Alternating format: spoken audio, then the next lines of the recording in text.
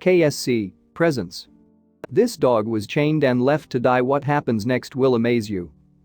When members of Rudozem Street Dog Rescue were told about an abandoned dog in bad shape, their shelter was already full. They simply didn't have any more room. But they knew they couldn't just leave the pup to die. When they went out and found him, he was chained up without food or water, had deformed legs, and a bad cough. The only nutrition he was getting was from kind passersby who felt for him. He was chained to a trailer, surviving for 10 days on the occasional bread and water brought by passing strangers. This might be the best story you've ever seen, or maybe the worst, but you won't believe what happens with this dog. The ending to this tragic story is truly amazing. Worse yet, the people who left him told others to stay away and let him die. They claimed he had a disease they could catch. Ali explained that the dog had been tied up under a trailer for 10 days, only surviving on the bread and water given to it by people passing by. She said that the people who dumped him there claimed he had a disease which could be passed to humans. Call it what you want, stupidity or ignorance. Why on earth would you chain a dog up just to let it die? He had terribly deformed legs and a serious cough.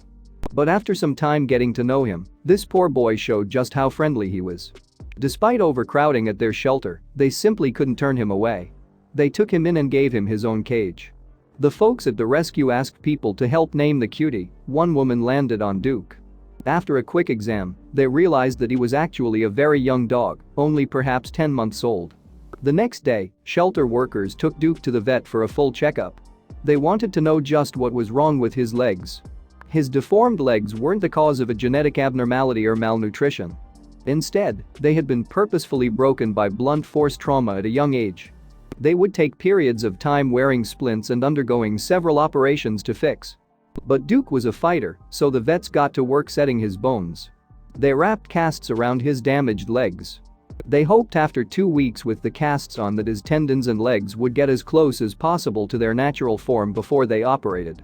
Through it all, the shelter workers said, little Duke was as good as gold, waiting patiently for it all to be over. Once home from the vet, it only took him a little while to get the hang of walking in his casts. After 2 weeks, they returned to the vet to check on Duke's progress. The doctors were pleased. And his overall health was improving, too.